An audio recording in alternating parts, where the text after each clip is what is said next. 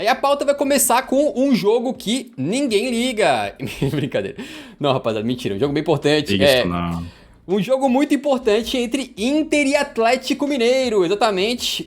Atlético Mineiro, Inter e Atlético o de galão da Madrid, Márcia. que estava sendo aí um dos jogos mais aguardados dessas oitavas de final, né? E na nossa divisão de tarefas ali, a gente acabou fazendo com que o Yuri focasse nessa partida, até porque ele é sofredor do Atlético de Madrid, então ele teria mais cancha e mais conhecimento para abordar essa partida. Então, Yuri Dantas, por favor, o espaço é seu. Conte pra gente com detalhes, passo a passo, como é que foi essa linda partida. Inter e Atlético de Madrid, tá? Jogo da ida no San Siro, todo mundo já sabia que seria um jogo muito nervoso. Você tem um cenário que não é comum, porque geralmente você chega nas oitavas de final da Champions, o time mais forte costuma decidir em casa, porque geralmente o time mais forte passa em primeiro e pega alguém que passou em segundo lugar. Só que, como a Inter fez aquela fase de grupos da Champions, né, poupando jogadores e tal, eles acabaram passando em segundo lugar no grupo deles e pegaram o Atlético de Madrid. Consequentemente, por terem passado em segundo, eles vão decidir fora de casa, mesmo sendo o grande favorito a passar, porque hoje é um dos melhores times da Europa, com toda certeza, sem clubismo, aí é mais forte do que o Atlético de Madrid. E esse jogo, cara, já começou com destaque para a questão das formações, né? A Inter veio ali com um time que já se esperava, né? Com os seus dois alas ali, o Darmian hoje, que tá sendo titular, o Di Marco, o trio de meio campo, que é fantástico por sinal, a dupla de ataque com o Thuram e o Lautaro, depois até o Thuram saiu lesionado, mas enfim, conseguiu jogar ali quase todo o primeiro tempo, eu acho até. Quem veio com mudança foi o Atlético de Madrid, né? O Simeone tinha testado uma formação no jogo do final de semana, que foi uma goleada do Atlético de Madrid por 5-0 sobre o Las Palmas. Ele tinha testado uma formação utilizando apenas um atacante e um meio-campista ali, meio que fingindo que é atacante, mas não necessariamente jogando ali realmente como um definidor. E aí ele colocou isso em prática, né? Pelo visto ele já estava testando para enfrentar a Internacional e ele colocou isso em prática. Então ele escalou o Atlético de Madrid com seus três zagueiros, Hermoso, Gimenez e Witzel, os dois alas, Lino e Molina, e 4 meio-campistas, né, dessa vez, o Saul, o Koke, o Depou e o Llorente, né? O Llorente que ficou um pouquinho à frente ali, você tinha o trio de meio-campos, de meio-campistas com Koke, Saul e Depou, e o Llorente ficava um pouquinho à frente deles, junto ali do Antoine Griezmann, que era o único atacante da equipe que estava disponível, né? Que não é novidade, então, né, pro Llorente, né? Não é novidade, porque inclusive ele começou, né, o Llorente começa a carreira sendo esse jogador mais avançado, depois ele vai se adaptando ali junto com o Simeone para jogar em outras funções. Acho que o Llorente já deve ter jogado em tudo que você imaginar. Da no Atlético metade do Madrid, campo pra direita, sim, jogou de tudo, né, cara? de ala, de atacante, de ponta, de volante, Lateral de direito. meio campista, ele faz todas essas funções aí e faz bem. É um jogador que tem muita fisicalidade e muita velocidade, né? Então tudo que o Simeone pede, ele costuma conseguir cumprir. E aí você vendo essa formação, já tava na cara qual era a ideia do Simeone. Coisa que eu falei aqui, segunda-feira, eu falei pra vocês, apesar deste ser o Atlético de Madrid mais ofensivo do Simeone, que é um Atlético de Madrid até que é bem diferente dos anteriores, porque o Atlético de Madrid antigamente ele tinha uma defesa absurdamente sólida e um ataque eficaz, um ataque eficiente. Hoje ele tem um ataque muito bom e uma defesa muito irregular. Então quase todos os times que o Atlético de Madrid enfrenta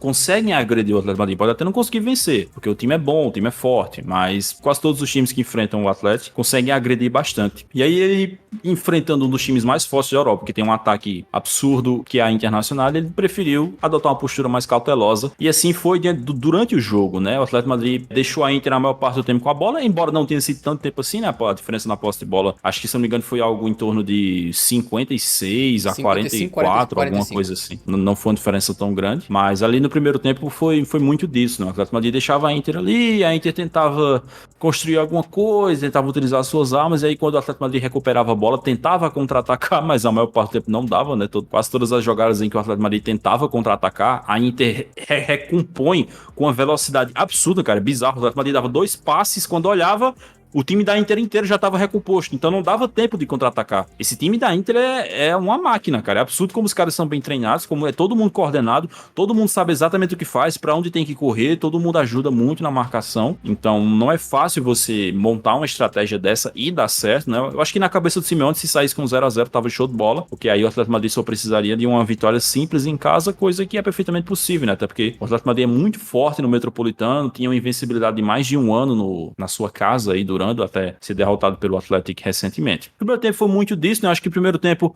o máximo que teve ali de chance clara foi uma com o Lautaro, que ele recebe de frente pro gol, mas quando ele vai finalizar, acho que o Gimenez chega ali cortando bem na hora, senão poderia ter sido gol. Acabou não sendo o primeiro tempo muito produtivo para as duas equipes, né? Tanto que tava todo mundo reclamando do jogo, né? Porque disseram, vocês criaram expectativas nesse jogo horroroso. Aí sempre chegam uns caboclos assim, que você vê que o cara não acompanha nada do futebol europeu. Porque ele chega assim, também mais duas equipes retranqueiras se enfrentando, só pode dar um jogo ruim. Pô, assim, o cara chama a Inter em 2024 de retranqueira irmão. Mais que o Atlético. Você mata na hora. E aí o Atlético Madrid até conseguiu fazer um primeiro tempo em que a estratégia funcionou muito bem, mas no segundo tempo era natural que a Inter viria mais pra cima, né, pra tentar buscar o resultado. Eles tiveram a perda do Thuram, que saiu machucado ali, entrou o Arnautovic no lugar. Ele entrou ali, né, e o Arnautovic, assim, ele chegou pra ser uma opção pro ataque da Inter nessa temporada, meio que o que sobrou, né, porque a Inter não conseguiu trazer ninguém melhor, ele tava dando sopa ali no mercado, aí eles pensaram, não tem tu, vai tu mesmo, né? Tanto que os dois reservas da Inter foram nesse caso, né, o Alexis Sanches, que é um cara que eles tinham dispensado há um ano atrás, e aí ele entrou ali no segundo tempo, ele até consegue fazer uma boa jogada, cara. Putz, ele tá de frente pro gol, ele finge que vai chutar, ele é genial. Ele parecia o Pelé no auge. Ele finge que vai chutar, aí dá um toquezinho assim pro Lautaro e passa. No que ele passa, o Lautaro devolve. Aí eu acho que é o Gimenez que corta errado, não vou lembrar, o El Savic. Aí a bola sobra pra ele, domina, ajeita o corpo, quando ele vai bater, vrum, a bola sobe e ele manda pra cima. Como tem sido muito, né, cara? Quem acompanha a Inter sabe que o Arnautovic, ele sempre entra ali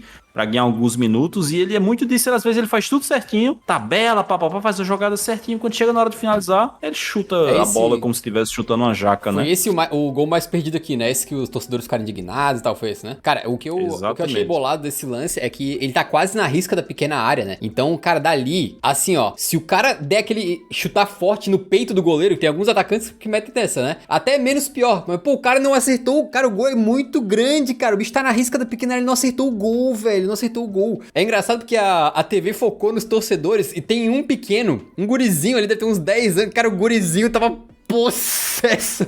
O gurizinho tava pulando assim, gesticulando, gritando, o gurizinho tava vermelho, cara, de tanta raiva que ele ficou. Depois que ele perdeu o gol, né, a Inter ainda continuou ali indo pra cima, e vem a jogada do contra-ataque, que é com o Lautaro, né, o Lautaro sai sozinho na cara do gol, não me lembro agora quem foi que deu o passe, cara, mas não é muito tempo depois desse gol perdido do Arnautovic, não. O Lautaro sai na cara do gol, escolhe o canto, finaliza, o Oblak faz a defesa, e a bola sobra nos pés dele, Arnautovic, e ele finaliza mal. Ele ainda finalizou mal, porque ele finalizou exatamente onde os jogadores do Atlético Madrid estavam, só que era o Lino. Ele deu sorte que a Lino bola voltou correndo, né, pra tentar tirar. A bola bate nele e entra, né? Mas acabou sendo gol do Arnautovic, porque a bola tá vindo na direção do gol, então... Mas foi uma falha no início da jogada, quem falhou foi algum jogador do Atlético, cara. Perdeu a bola na entrada da área. Cara, teve jogador do Atlético de Madrid falhando algumas vezes nessa partida. No primeiro tempo teve uma falha ridícula do Depou, que a Inter acabou não conseguindo aproveitar. E no segundo tempo também teve alguns deslizes. Os jogadores do Atlético Madrid não estavam exatamente muito concentrados. E aí, depois desse gol do Arnautovic, o Atlético Madrid, por incrível que pareça, ainda poderia ter empatado. Não fez um bom jogo, né? Foi um jogo... Defensivamente até tava conseguindo ali anular boa parte das ações da Inter, mas ofensivamente foi assim... Tanto que não conseguiu chutar no gol, né? Não conseguiu chutar nenhuma bola na direção do gol. Então, acabou sendo um jogo bem pobre ofensivamente. E a melhor chance do Atlético Madrid disparado no jogo foi uma chance com o Lino, né? O Lino recebe ali dentro da área, acho que é o Llorente que passa pra ele. Ele domina, ajeita. Quando ele dominou que ajeita, eu digo, é caixa. Vai chapar pro gol e vai sair pro abraço. Aí ele chuta todo o troncho. Ele finaliza. Nem no gol ele chutou. E muito fraquinho, né? O que eu achei bizarro é que ele tem uma canhota boa, né? Ele marcou recentemente um golaço de canhota aí. Eu não lembro contra quem foi agora. E ele chuta bem de canhota até. Eu não sei do que ele tentou de direito. Ele tava com o corpo meio torto, né? Que ele pipocou. É simples. Ele ajeitou tudo certinho pra chutar. Dominou, ajeitou e chutou todo o troncho, ele pipocou. Ele sentiu a pressão ali do momento de você ter que fazer um gol importante no mata-mata de Champions. E aí acabou chutando todo o troncho e terminou que o Atlético Madrid não conseguiu nem um chutezinho na direção do gol. O Sommer assistiu o jogo de camarote. E é isso, cara. O jogo em si, eu diria que os dois times não conseguiram executar muito bem suas estratégias, né? Mas a Inter é mais forte, jogando em casa, conseguiu ali aproveitar uma chance e conseguiu a vitória. É uma vitória com uma margem muito simples, mas num confronto como esse, né? Para uma defesa tão forte como a Inter, uma defesa que só tomou tomou 12 gols no campeonato italiano nessa temporada, eles irem até o Metropolitano e saírem de lá com um empate, que é o mínimo que eles precisam, é perfeitamente possível. Então essa vantagenzinha para eles pode ser o suficiente para se classificar. Até pra corroborar o que tu falou, né? O Sommer, que é o goleiro titular da Inter aí, tá com simplesmente 21 clean sheets, né? 21 partidas sem sofrer gol na temporada e apenas 14 gols sofridos. É muita doideira, pô. A gente já tá, não é que a gente tá em novembro, dezembro, não, a gente já tá acabando fevereiro, cara. Tipo assim, já passou quase 2/3 da temporada, né? E o cara tomou só 14 gols, 21 partidas sem tomar gol. Então, realmente, pro Atlético devolver isso aí na Espanha vai ser mais complicado, né? Só pra também confirmar o que tu falou aqui, o Flash Score deu 7 finalizações pro Atlético na partida, 0 no gol. Uma estatística muito curiosa é que o Arnautovic fez 2 gols em casa na Champions League, na sua carreira inteira. Um pelo Werder Bremen contra a Inter na temporada 10-11 e outro pela Inter contra o Atlético na temporada 23-24. Parabéns, Yuri. Seu time tomou gol de um cara que não fazia gol na Champions há 13 anos. Ele nem jogava também, né, a Champions, só pra deixar claro aí. Ele atuou por times menores aí, né? Exatamente, jogou a maior parte do tempo em clubes menores, mas você quer uma curiosidade sobre o Arnautovic? Eu não sei se você já sabia dessa, se o pessoal já sabia dessa. Muita gente deve conhecer ele aí pelas passagens no Stoke City e no West Ham, né? Que os clubes da Premier League, que ele acabou jogando ali. Porém, o senhor Arnautovic é campeão de tudo pela Inter, porque ele tava no time de 2009/10 com o José Mourinho, que custou a tríplice coroa. Então ele é campeão da Champions League pela Inter, da Copa da Itália e da Série A, por incrível que pareça. Mas tá aí, cara, também queria ressaltar que o Eurofoot, por meio do seu comitê técnico, né, fez uma reunião ali da diretoria, através de muita análise, estatística e debate acalorado sobre o tema, elegeu Nicolo Barella como o melhor em campo na partida contra o Atlético de Madrid. Vamos ser bem sinceros, é difícil ver o Barella fazendo um jogo ruim. Até o jogo dele que é ruim, ele se entrega igual um condenado, corre pra cima e pra baixo, disputa a bola todo tempo, né? Então é difícil ver o cara jogar mal. Mas tu diria que ele foi o melhor ali? Ah, foi sim. Acho que os principais jogadores criativos da Inter não estavam muito inspirados, né? Ali o Çalhanoğlu e o Mkhitaryan, foi um jogo bem apagadinho deles, especialmente o Çalhanoğlu, que é um cara que tá fazendo uma temporada fantástica. Mas dos 3 ali do meio campo, o Barella compensou bastante, cara. Que ele correu, não só correu para ajudar a recompor, a marcar, mas também no ataque, aparecendo o tempo inteiro para ditar o ritmo de jogo, para dar bons passes ali, para conduzir muito bem o time da Inter, é uma enormidade. Eu vejo algumas pessoas às vezes compararem o Barella ao Modric pela característica de jogo, e eu acho que é justa a comparação pela característica de jogo, porque ele não tem a técnica do Modric, né? O Modric tinha uma técnica, eu já tô dizendo tinha, como se ele tivesse se aposentado. O Modric tem uma técnica muito sublime, né? Muito absurda, e o Barella não tem essa qualidade técnica, tanto para drible quanto para passe. Mas em termos de característica, ele é um meio-campista da escola do Modric, se é que a gente pode chamar assim. E aí ele fez mais uma partidaça, né, cara? Com certeza um dos principais jogadores da Inter. E a gente já tinha elogiado bastante ele na Champions passada, né? Acho que a gente colocou ele na seleção da Champions, se eu não me engano, na temporada passada, com a certeza que a gente colocou. Então aí, mais uma grandíssima temporada do Barella. É isso então, cara. E também uma coisa que é bem lamentável é que o Griezmann saiu com uma lesão, né? Ele foi substituído, deu pra ver assim que ele saiu no banco de reservas, ele já com um gelo ali na região do tornozelo, e parece que ele teve uma entorse moderada. O que isso significa? Não tenho a menor ideia. Vai perder alguns jogos, provavelmente, né? Deu uma torcidinha ali no tornozelo. É a mesma lesão que o Bellingham teve, só que a do Bellingham, o Real Madrid disse que foi de alto grau. A do Griezmann, o Atlético de Madrid disse que foi de intensidade moderada, né? O que a gente viu de informação hoje, o Atlético de Madrid não deu tempo de baixa, mas os jornais ali de Madrid disseram que ele deve retornar em uma semana. E aí o problema, ele deve estar disponível para o jogo da volta contra a Inter, a não ser que ele tenha uma recaída da lesão, se ele piore o quadro, ele deve estar disponível para o jogo da volta contra a Inter.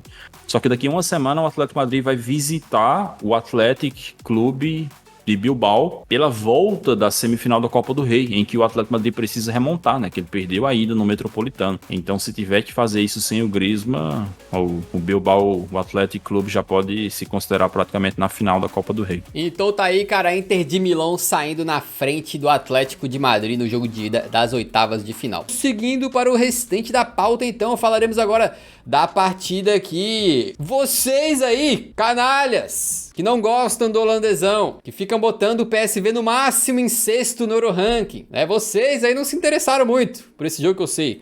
Mas eu tive o prazer de assistir essa partida magnífica. Comentarei agora pra vocês, com detalhes, como é que foi. PSV 1, Dortmund 1. Então, seguindo aí, cara, uma coisa que é importante falar, pra gente começar essa discussão aqui de PSV 1, Dortmund 1, é que é o seguinte, no aquecimento, tava lá o goleirão Kobel, né, aquecendo, pá, pula pra um lado, pula pro outro. Aí ele sentiu uma lesãozinha, e logo antes da partida começar, entrou o Meyer no lugar dele. O Meyer é um goleiro aí que claramente não tem nível do Kobel e claramente entrou no susto, né? O cara tava pensando, pô, mais uma vez que eu fico aqui recebendo meu salário de boa, né, no banco, bem quentinho aqui, mas o bicho entrou, e aí ele tava um pouquinho nervoso, eu achei, no começo da partida. Eu pensei, esse cara vai entregar alguma, cara. No final das contas ele não entregou, mas teve alguns momentos de um pouquinho de emoção ali, né, e no começo da partida, né, o nosso querido PSV foi pra campo mais ou menos com o time titular aí, né, acho que não tinha ninguém tão relevante assim de fora, enquanto o nosso time do Borussia Dortmund veio aí também mais ou menos com o time que é o titular, digamos assim, né,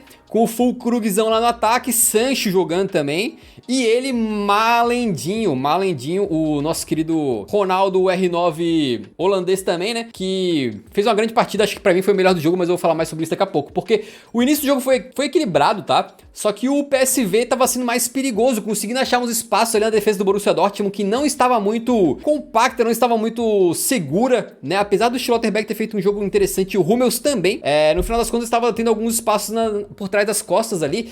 E os jogadores do PSV, qual que era a impressão que eu tinha? Eles estavam jogando legal e criando alguma chance. Só que quando chegava na hora decisiva, eles estavam se tremendo, eles estavam nervosos, a perna tava queimando, a bola tava queimando um pouquinho no pé dos caras, como se fosse um sentimento mais ou menos assim, ó. Pô, vamos lá, mas a gente não tá acreditando muito que vai dar certo. E aí quando o bagulho dá certo, tipo assim, o cara sai na cara do gol, ele fica, eita pô, e agora, né? E dava uma tremida. Aconteceu com o Lausanne, uma vez que ele saiu com uma boa chance ali, né? E depois aconteceu com o Tillman também. O Tillman é um meio atacante aí, revelado não, eu não sei se ele é revelado na verdade, mas ele é do Bayern de Munique, está emprestado, né, ao PSV, e tava jogando ali, cara. Ele perdeu uma chance bem incrível, só que depois teve uma chance ainda pior. Aos 15 minutos o De Jong, ele mesmo, Luke De Jong, eu vou falar certo o nome dele hoje, não é o Frank, Luke De Jong faz um pivô perfeito, deixa esse Tillman na cara do gol, e o homem Till faz o quê?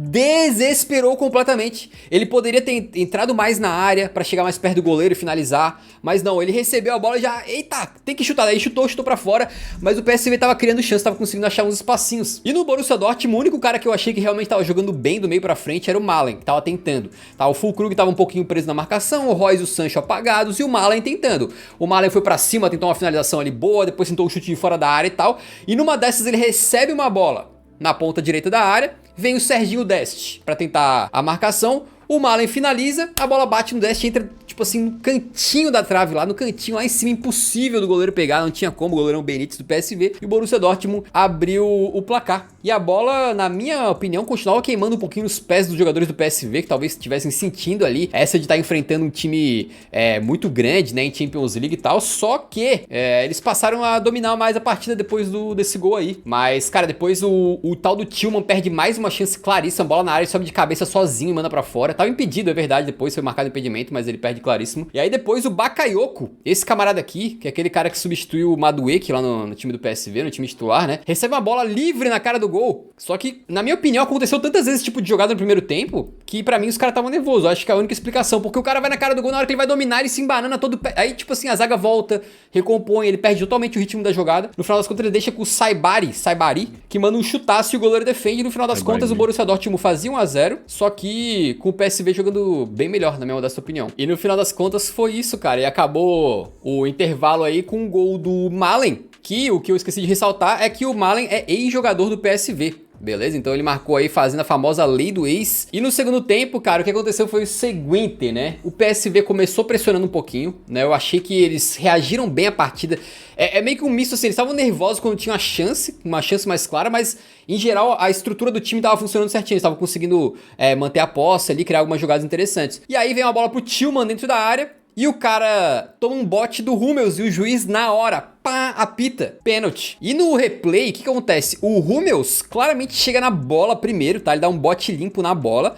E depois ficou meio no ar, eu não consegui ter certeza 100% de se depois que ele dá o bote, o pé dele não bate na canela um pouquinho do Tillman, alguma coisa assim. Mas o juiz viu esse contato e marcou. Só que o mais engraçado, cara, acho que eu nunca tinha visto um jogador tão confiante de que o VAR resolveria. O Hummels estava muito de boa. O Hummels fez o pênalti e ele ficou falando, não, é VAR, e ficou fazendo um símbolo de bola assim com as mãos, querendo dizer, não, peguei na bola e o VAR vai tirar esse pênalti, né? Ele tava muito confiante. E aí o VAR não chamou, cara. O juizão respeitou a decisão de campo, achou que não era questão pro árbitro de vídeo lá, seguiu o jogo, pênalti. Não, só para contextualizar, explicando por que o VAR não chamou. Toda vez que o VAR chama o árbitro para ir ver no monitor, ele pergunta o que o árbitro viu. E o árbitro pergunta pro VAR se o que ele viu não aconteceu. O que provavelmente aconteceu, obviamente não tem como a gente saber porque a gente não vê os áudios, o VAR falou pro árbitro de campo que teve toque. Ele falou assim, por que você marcou pênalti? O árbitro de campo falou, porque eu vi um toque do Hummels no pé de fulano. Aí ele falou, beleza, tem um toque, então pode seguir. Ele só mandaria, ele só chamaria o cara para anular o pênalti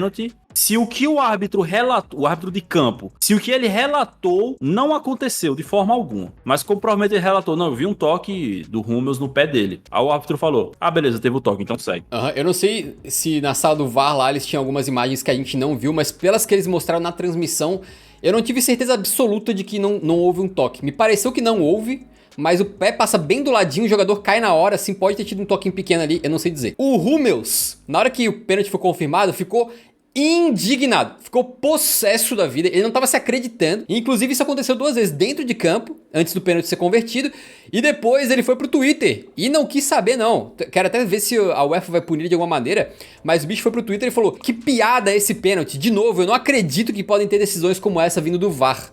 Né, ele falou isso no Twitter aí, bem publicamente, não quis saber não, mas voltando pro campo... Citou a eliminatória, as oitavas de final da Champions passada contra o Chelsea, que também o Borussia Dortmund reclamou bastante da arbitragem. E aí, no final das contas, quem bateu o penal foi o Luuk de Jong, ele mesmo, se eu não tô enganado, é o 28º gol do homem na temporada, tem que respeitar, beleza? Fez uma partida interessante, inclusive, o goleirão Meyer pulou pro lado certo, mas não catou.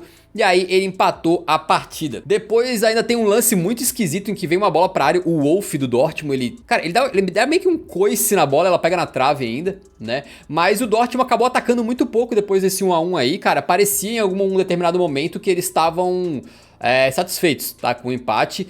E quando chegou no final do jogo, os últimos minutos ali, cara, a partida ficou horrorosa. Os dois times muito cansados. Na real, os dois pareciam naquele momento insatisfeitos ali. O jogo ficou um pinball desgraçado, bola pra cima, chute, desarme pra um lado, pro outro.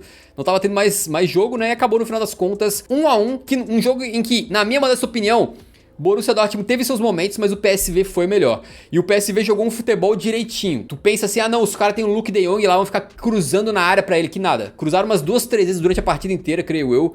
Tá, pro Luuk de Jong, que é bom de cabeça. Mas, em geral, bola no chão, jogadas trabalhadas. Acredito que se tivessem menos nervosos ou tivessem jogadores mais qualificados, eles poderiam ter ganhado o Borussia Dortmund até por, de repente, 2, 3-1, algo assim. Porque criaram algumas chances interessantes pra isso, beleza? As estatísticas oficiais aqui dão 15 chutes a gol do PSV, 8 do Borussia Dortmund. E no final dele, Ruego... No final das contas, eu acabei escolhendo aqui o Malen como melhor da partida, porque eu acho que ele foi o melhor jogador do Borussia Dortmund ali na parte ofensiva, o que mais tentou, chutou algumas vezes pro gol.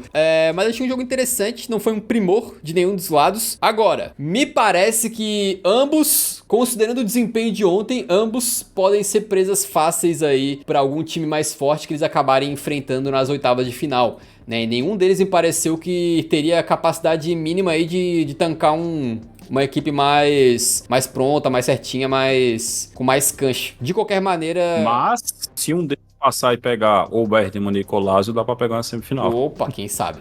Então tá aí, o Luuk de Jong marcou o 9º gol dele pelo PSV, superando simplesmente Ruud van Nistelrooy como o maior goleador do clube na Champions. Porque tá escrito desde 92 aqui.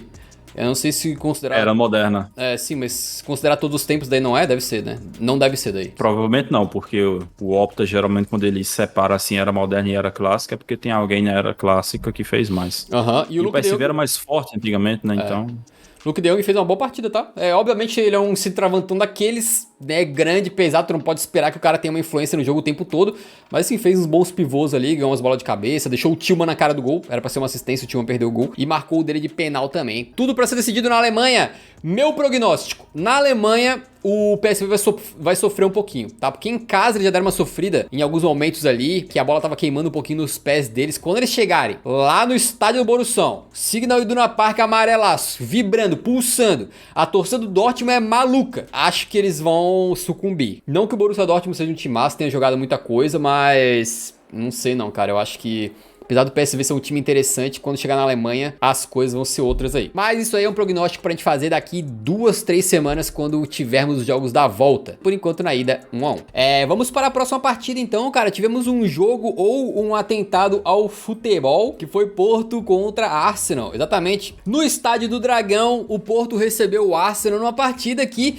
vista a fase recente do Arsenal, a gente imaginou que, pelo menos a gente aqui no Eurofoot, né, eu e Yuri, a gente imaginou que o Arsenal teria alguma vantagem, teria algum favoritismo, e entrou com o time completaço aí. Tudo bem que o Arsenal tá com problemas na lateral esquerda ali, né, entrou com o Kivior lá, mas restante do time aí, quase todo mundo disponível. Acho que o Gabriel Jesus tá de fora ainda, né? Tá lesionado ainda. E o Porto também com o time quase completo, creio eu. O grande desfalque ali era o Taremi, do Porto. O Taremi tá lesionado, né? E o Zaidu também tá lesionado, que joga às vezes ali. Mas uma coisa que eu queria ressaltar rapidamente é que é o seguinte: antes mesmo da partida começar, já tinham 2 destaques em relação ao Porto. O primeiro é que o Galeno era meio que o jogador intruso entre os com mais participações em gols nessa Champions, né? Ele entrou pra essa fase aí com 4 gols e 3 assistências, empatado com Saka, Kane, Foden e Bellingham, 4 ingleses. E o Galeno ali, nosso representante brazuca na parada. E mais importante até do que isso, essa rodada de Champions, na mesma noite, a gente teve 2 coisas incríveis, né? O Pepe batendo o recorde mais velho a jogar no mata-mata de Champions, 40 anos, 11 meses e 26 dias.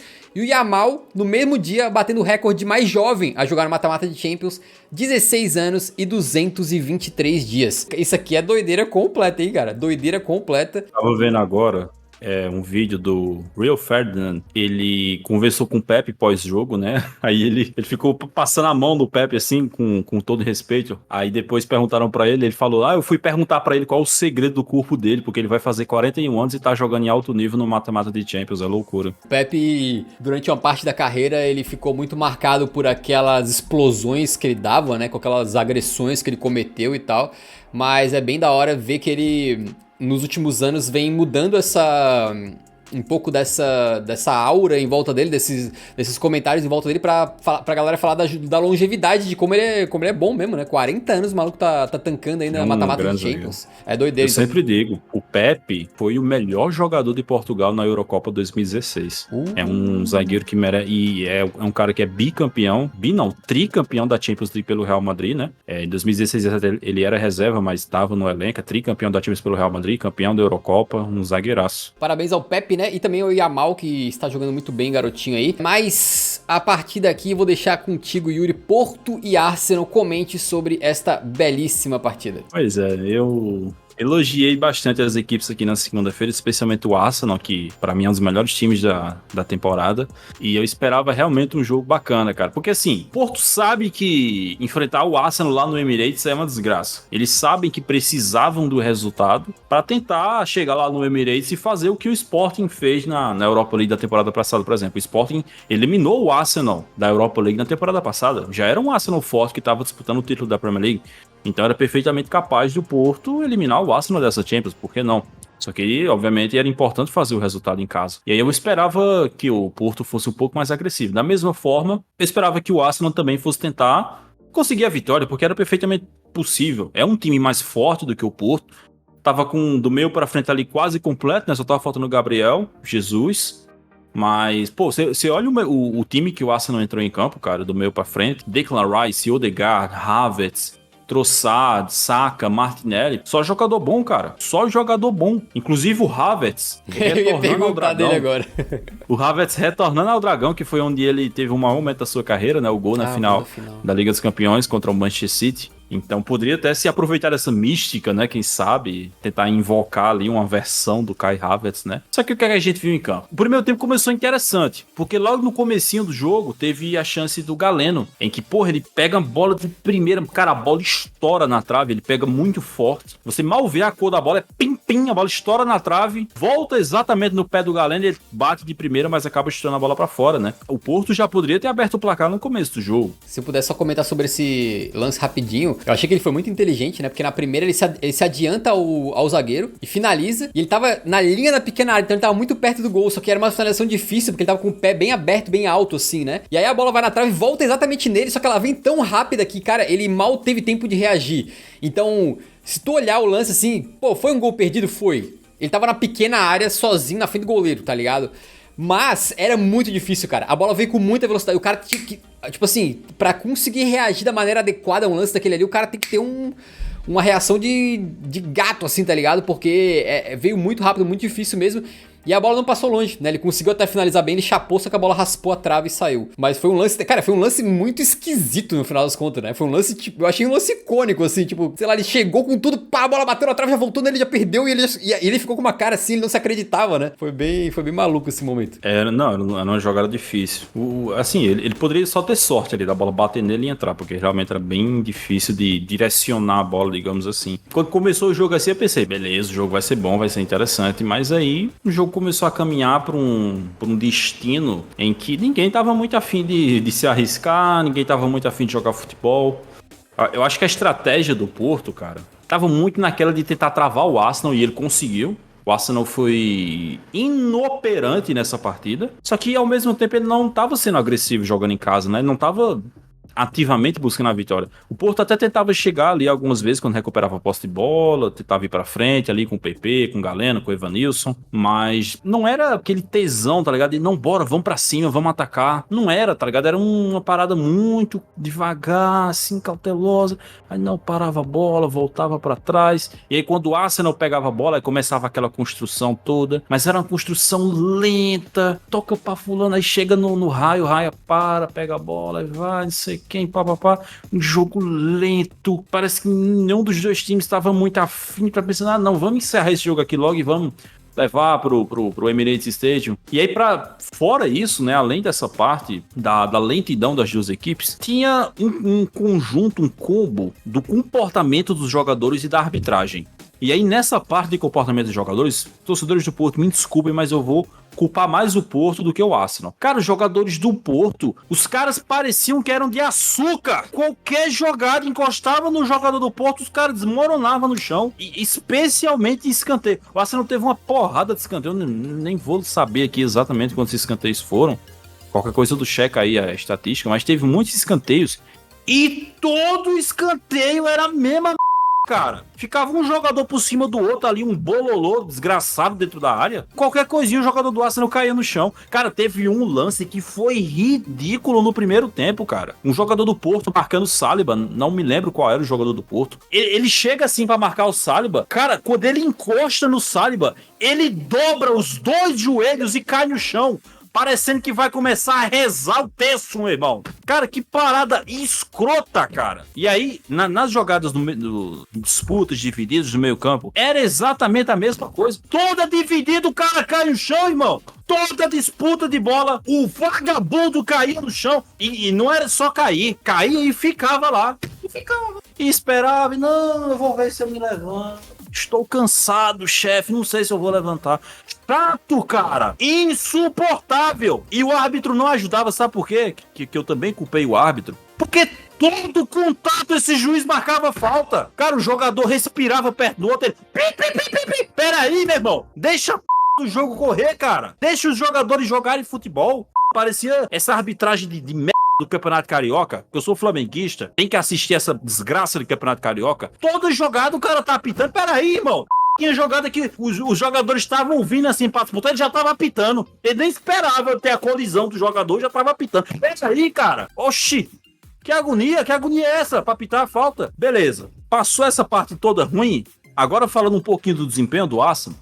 Foi um jogo muito pobre do Arsenal. Foi um jogo assim que eu tive o sentimento. Os jogadores do Arsenal, parece que eles estão tão habituados às automatizações da equipe do Arteta, né? Do sistema do Arteta, que parece que se isso não funciona, eles não fazem nada.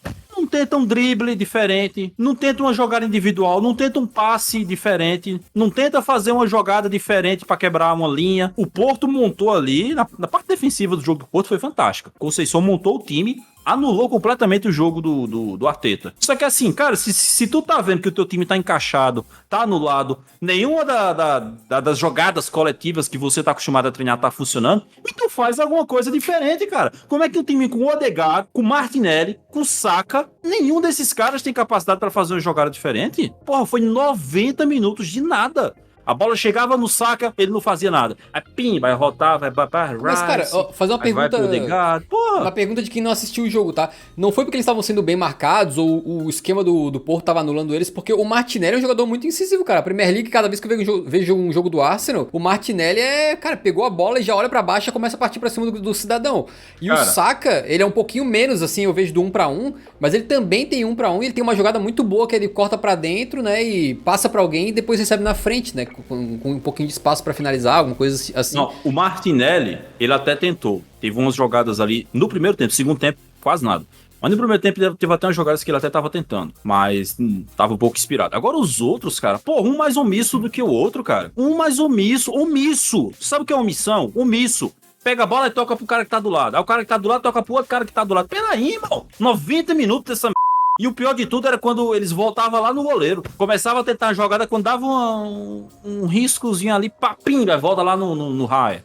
Aí volta Saliba, aí Gabriel Magalhães, aí vai no Rice. Chato pra caralho. E assim, a parte de ser chato é só o gosto, né? Mas ainda por cima, ineficiente. O jogo do Arsenal hoje, pra mim, não fez sentido, cara. Porque o time tava inoperante. Tanto que não deu chute a gol. O Arsenal não deu chute a gol no gol do Porto. O Diogo Costa podia puxar uma cadeira, botar um cafezinho e fazer igual o Marcos lá naquele jogo de Libertadores, lá das antigas. As jogadas que poderiam oferecer perigo, porque a gente sabe que o Arsenal é fortíssimo na bola parada. Hoje, talvez, um dos times mais fortes do futebol europeu em bola parada. E teve muitos escanteios. Aí toda vez que tinha escanteio, eu pensava, pode ser que nesse escanteio o Magalhães vai lá pra subir, o Saliba vai lá pra subir. Pode ser que saia gol. Mas não tava dando certo, né? Até nas bolas paradas, o Arsenal tava bem inoperante hoje, cara. Enfim, cara, foi realmente um jogo bem ruim do Arsenal. Não vou dizer que foi o pior da temporada, porque ali entre dezembro e começo de janeiro eles tiveram alguns jogos bem ruins mesmo, mas foi um dos piores, com toda certeza. O que é frustrante, porque 7 anos, cara, sem o Arsenal jogar o mata-mata da Champions. O último jogo que eles jogaram o mata-mata da Champions foi uma sapatada de 5-1 do Bayern de Munique. Aí volta a jogar hoje pra jogar isso. E assim, todo mundo colocando o Arsenal como um dos favoritos da Champions. Inclusive nós. A gente colocou aqui no nosso Power Ranking da Champions, né? Acho que foi em quarto, sei lá, alguma coisa assim. E aí chega lá na hora do pau torar e eles fazem isso. E assim, eu ainda acho que o Arsenal é favorito pra passar. É mais forte que o Porto, tem jogadores melhores que o Porto, vai decidir em casa, precisa de uma vitória por 2 gols. Tem totais condições de fazer isso. Mas é decepcionante. E outra coisa, só pra finalizar da minha parte. O gol do Galeno é um golaço. Porém, acho que se fosse um goleiro melhor, pegava. Cara, a parada o Raya, cara, o Raya tava muito adiantado, né? Ele tava na risca da pequena área quase. Ele tava adiantado e parece que ele pula meio antes, sei lá, meio esquisito, tá ligado? O lance. Parece que, assim, a bola tá viajando, ele já tá caindo, tá ligado? E assim, é uma coisa que eu falo do Raya já tem tempo. Ele é um goleiro, assim, que todo mundo sabe as qualidades dele com o pé, porém, não é um goleiro que eu, pessoalmente, não é um goleiro que eu confio pra defender. Já teve vários gols que o Arsenal tomou nessa temporada que eu olhei e pensei, se fosse um goleiro top, pegava. Ele não é um goleiro top. Ele pode ser top assim pro sistema do Arteta, mas como goleiro, eu não colocaria ele na primeira prateleira de goleiros assim do futebol europeu. Também tem uma anedota pra contar pra vocês sobre essa partida que eu acho que representa um pouco o que aconteceu, né? Que eu tava com o Yuri conversando no finalzinho do jogo sobre o melhor da partida, que a gente geralmente escolhe no final do jogo pro Yuri soltar, né? O Man of the Match do Eurofoot. E aí o Yuri chegou e falou pra mim o seguinte, eu vou até pedir permissão pro Yuri aqui, botar uma conversa privada, expondo aqui o Yuri pra internet inteira, mas a seguinte conversa que o Yuri mandou pra mim: cara, acho que não vou escolher o Man of the Match pra esse Porto e Arsenal. O jogo tá podre. Vou dizer que o Man of the Match foi quem assistiu essa bomba. Ele mandou, eu li. Na hora que eu li, eu olhei pro lado, gol do Galeno. Aí eu falei, não tem jeito, né, cara? Galeno, Man of the Match. E aí saiu lá, ó. Galeno, melhor do jogo pelo Eurofoot. Não tem jeito. Perdeu aquela chance lá? Perdeu. Aí meteu um golaço. Golaço, hein? Uma batida, aquela chapada, assim. Golaço. Ele sabia exatamente o que ele tava fazendo, né? Então, parabéns ao Galeno aí. Mais de Champions que ele tá fazendo, viu, Galeno? Já foi na fase de grupos dessa, teve um jogo que ele fez... Então tá aí, parabéns ao time do Porto que conseguiu um grande resultado. Se os caras conseguirem eliminar o Arsenal da Champions, vai ser incrível, cara. Pensa que o Porto não tá jogando contra um time qualquer, tá jogando contra um dos melhores times da Premier League, que supostamente é a liga mais top, mais difícil do mundo, e é o Arsenal que tá brigando pra ser campeão, né? Vamos seguir então com o último jogo desta rodada, dessa ida de Champions League, oitavas de final. Napoli e Barcelona foram se enfrentar numa condição bem adversa, né? O Barça numa temporada abaixo, tomando gol a rodo, com um técnico que já anunciou a sua saída. E o Napoli pior ainda, porque pra quem não tá sabendo, o Napoli trocou de treinador pela segunda vez na temporada, ou seja, tá com o terceiro técnico na temporada, 2 dias antes do jogo. Então o jogo foi numa quarta-feira, na segunda-feira à noite, eles anunciaram a saída do Walter Mazzarri para a chegada do Qual é que é? Calzone, não? Calzona. Não é Calzone, não. Francesco Calzona. Francesco Calzona. O Calzona, né, pra quem não conhece, assim como eu não conheci antes de pesquisar, é um camarada que passou muito tempo como auxiliar técnico do Sarri, né, o técnico ex-Napoli aí, ex-Chelsea, Juventus, e agora tá na Lazio.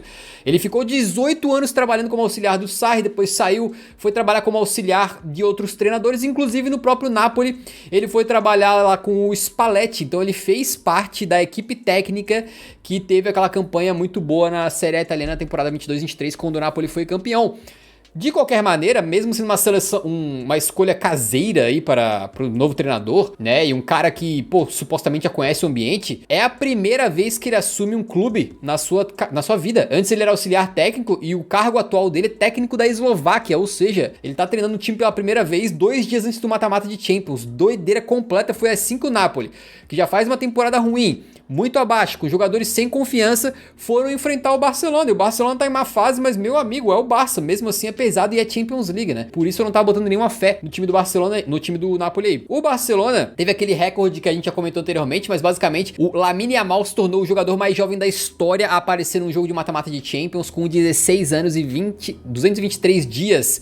Realmente um garoto especial, cara. Desejo tudo de bom pra carreira desse mano aqui. Quando chegou pro 11 titular, o time do Napoli, se tu for ver, não é muito diferente do que foi campeão na temporada passada. Obviamente tem a saída do Kim Min-jae lá na zaga, entrou o Juan Jesus aqui. Também algumas opções, como por exemplo o Oliveira na lateral esquerda ao invés do Mário Rui. Mas a principal peça que eu acho que mudou foi o meio campo, que o Zielinski, pra quem não tá sabendo, é o meia polonês que vinha sendo titular do Napoli há um tempo, né?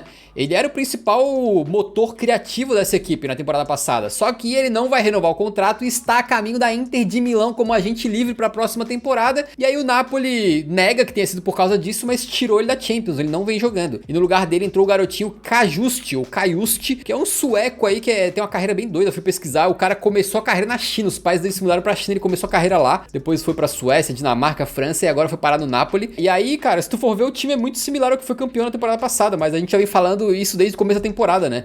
Que os jogadores não mudaram, mas a queda de rendimento é brutal e foi isso que se viu em campo.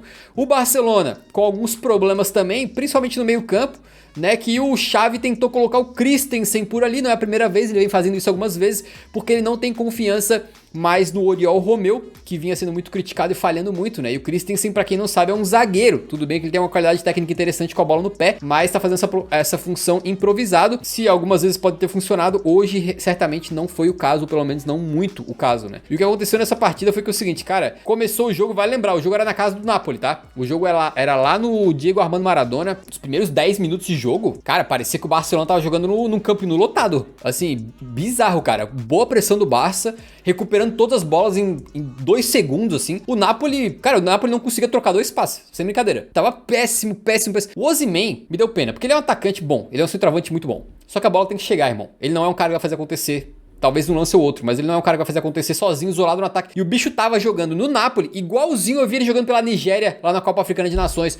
Sozinho lá, recebendo cada baga, meu irmão. Era chutaço pra frente, lançamento, e ele correndo igual um doido. Ele se esforça, mas ele não tava conseguindo ganhar nada. E o Barcelona com algumas boas chances. O Yamal recebe uma bola na ponta direita, finaliza, o Merê vai catar. Depois tem uma jogada pela ponta esquerda com o Cancelo, o Lewandowski desvia e o Merê vai catar. Depois tem um balaço lindo do Gundogan, de fora da área, ele pega na veia. E o Merê vai catar nesse momento. Eu até achei que o Merê, goleiro do Napoli, era o melhor do jogo, né? Porque ele tava pegando tudo que tava vindo na direção dele. Quando chega uns 35 minutos de jogo no primeiro tempo, o que acontece? O time do Napoli finalmente consegue dar uma seguradinha no ritmo, consegue trocar um pouquinho de passe e tal. Só que a torcida tava muito impaciente, cara. É bizarro, a torcida tava jogando contra, porque... Pô, Yuri, tu lembra o Napoli da temporada passada? O time que jogava bonito, cara. Pô, bola de pé em pé, Di Lorenzo e o Mário Rui atacavam pela esquerda. O Mário Rui tava cheio de assistência na temporada passada. O Kvara driblava. O Politano faz os gols dele, o Osimhen recebia a bola, o Anguissa apareceu pra finalizar na área. O Napoli agora não tem nada, irmão. É literalmente chuveirinho na área, bola longa, chuveirinho. Bola no Osimhen. Bola no Osimhen de qualquer jeito. E não tava chegando nenhuma bola pra ele, cara. E a torcida tá ficando bem impaciente. Então, por exemplo, o Lobotka, ele é o volante, né? Ele pegava a bola no meio campo e tentava organizar. olha pra um lado, olha pro outro, tentar abrir alguma coisa.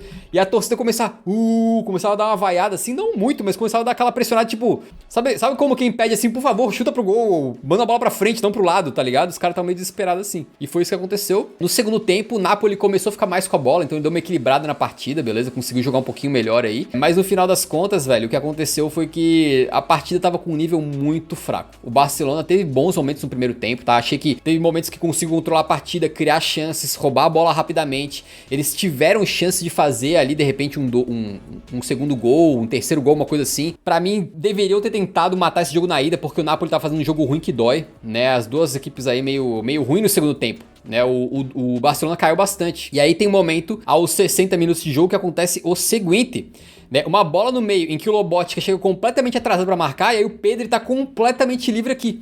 No que o Pedri tá livre da entrada da área, o zagueirão Ramani tem que sair pra dar o bote. Só que olha o que ele tá fazendo aqui. Ele tá marcando o Leva. Então ele sai pra dar o bote no Pedri, deixa o Leva livre, o Leva recebe, e aí, meu amigo, não é a melhor fase do Leva, o Leva já tá velho, o Leva isso, o Leva aquilo. Não tem, dali é difícil. O bicho pegou, dominou e chapou no canto. Belo gol, que Yuri inclusive ofendeu o futebol aqui no off, chamando de golaço. Aí, calma aí. Golaço. Não vamos banalizar a palavra golaço. Foi um bom gol. Um gol interessante. Agora golaço, eu sou um cara que eu sou fã de camisas 9. E o Lewandowski, ele sabe exercer essa função, esse papel. Então, quando o cara é 9 e faz esses gols, que ele só domina, pim, pam, pum, um toquezinho pra dominar, ajeita e caixa. Eu acho muito bonito. Aí o Lewandowski abriu o placar neste momento aí, beleza? E o Napoli é o seguinte, cara. Aos 70 minutos de jogo, eles tinham a seguinte estatística. Um chute na partida inteira, uma finalização na partida inteira. E não foi no gol, foi pra fora. Ou seja, pra você ter uma ideia do poder criativo do Napoli, 0. O Politano mesmo, eu não entendi, o Politano é canhoto, tá? Ele é canhoto, joga na ponta direita. O maluco toda hora puxava pra direita pra cruzar. Isso aí que eu fiquei completamente indignado. Meu irmão, se tu vai mandar chuva... Isso era a ordem do treinador, né? Deve ser ordem do treinador, mas pô, que isso, cara? Se tu é canhoto, puxa pra canhota e manda na área. O bicho tentava driblar lá na esquerda, perdia vários e quando conseguia tentava de direita. Não entendi nada. Que doideira isso aí completo, mas enfim.